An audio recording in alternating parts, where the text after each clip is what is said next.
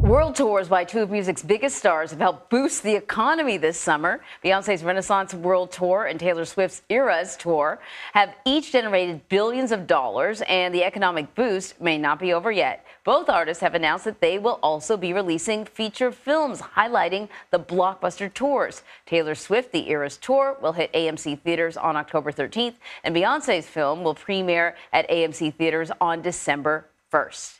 Dan DeFrancesco joins us now to talk a little bit more about the economic impact of these tours. He is the senior editor and anchor at Insider. Thanks for joining us. All I know is every silver outfit has been sold out for months. Can't get one. They boosted the silver outfit economy. And what are those bracelets called?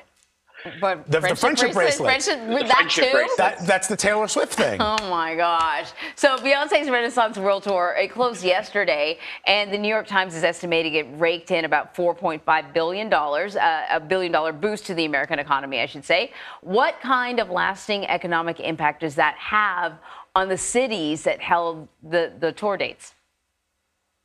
Yeah, thanks so much for having me. It's been incredible to see what these tours have done for the U.S. economy. I think, definitely the short term is obvious, right? You see hotel prices, hotels have big revenue boosts, local businesses have big revenue boosts. The long-term effects, it's a little bit of a wait and see, right? I think for the small businesses, the hope, is that the business that was generated, when the tour came to town, because people kind of treat this as big events, they're able to leverage that and use it to maybe float them more during tougher times, or maybe that can kind of fill the gaps for some revenue that was lost, previously. Beyond that, though, it is tricky because it is a one-off event. These people aren't obviously settling down in these areas beyond a long weekend or maybe a week. Sometimes the long-term impact isn't as great. Sweden actually had reportedly said that Beyonce opening up her tour, the Renaissance Tour, there actually increased inflation by a bit. So it doesn't always have the best impact. But I think by and large, the hope is that the revenue generated from these concerts can help kind of float small businesses that maybe had a bit of a down period for some time. So outside of fan interests, Beyonce and Taylor Swift are both really involved in overseeing the logistics of their tours. They're incredibly savvy business people. Just to take it away from the fun a little bit, let's talk about their marketing strategies and what made these tours so successful. I sort of feel that we don't live in a world anymore where we have collective experiences, right? It's not in the sense that, when I was a kid, half the country watched the finale of MASH, right? And the finale of Seinfeld. Right. But now we live in this fractured media world where everybody's watching things on their own and doing things on their own. But this felt like something that in 10 or 15 years, people will be able to say, look, the summer of 2023, I went to see Beyonce, I went to see Taylor Swift. And it was globally communal. That's right, right. So what are they doing that has sort of put that cherry on the top of the sundae that makes it so appealing to so many people? It's so true. It's so true. It's the modern day Woodstock, right? You had to be there. You have to, be there in person. I think you're absolutely right. These are two stars that have kind of transcended generations, transcended regions. Everyone's kind of involved. I would kind of simply put, I think it's leveraging the FOMO factor, right? The fear of missing out. It's, she starts in, Taylor Swift starts in Arizona, or Beyonce starts in Stockholm.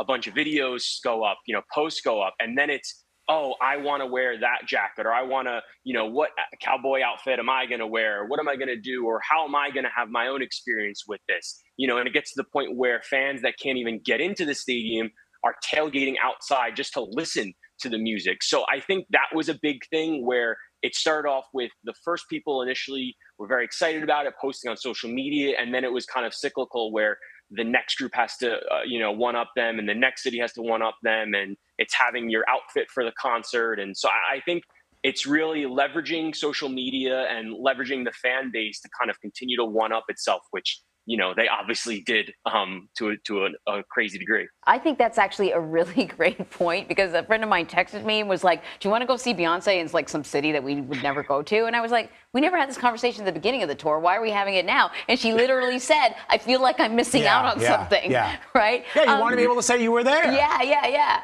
So let me ask you this. Do you think that that's part of the reason why we see Taylor Swift then going back to overseas? She's extending her tour. Do you think kind of that that thing that you just described is what's fueling the demand for even more dates. Sure. I mean, if the people want to see it, you got to bring it to them. And I think, there's also been, Europe has been really excited to get Taylor Swift over. They obviously had Beyonce as well. But, as we talked about before, these artists are a massive boost to the economy. So that's one thing. And yeah, I think you see how much interest there is, how much excitement there is, and I think she wants to kind of continue, both artists want to continue, or Taylor specifically want to continue to kind of spread the tour and kind of get as many people involved as possible. And that I know we can talk about this too, but that kind of gets to now both these movies coming out, which also kind of plays into this FOMO factor. Yeah, the movie thing, so the news of the day is that Beyonce is now releasing a Renaissance tour movie in the wake of Taylor Swift also releasing a concert film. And so, again, for people who experienced it live, they're going to be able to experience it in a movie theater. And for people who didn't, you can... And that's going to be an event. Exactly. Everyone's going to be dusting off their silver outfits that they bought, that they thought they'd never get a chance to wear it again. So for sure, they're going to wear the heck out of it at the movie theater. It's going to be like the song remains the same, right? 1977. Dan DeFrancesco, thank you, brother. Appreciate it. Thanks so much for having me. Appreciate it.